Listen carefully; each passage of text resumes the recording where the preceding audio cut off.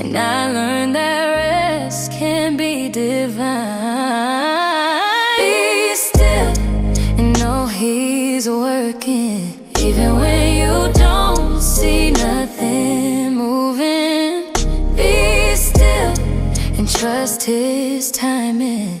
You don't need proof when your heart's still finding. Peace don't mean it's perfect, it means you stop fighting what's certain. Be still, yeah, be still, and let God heal it.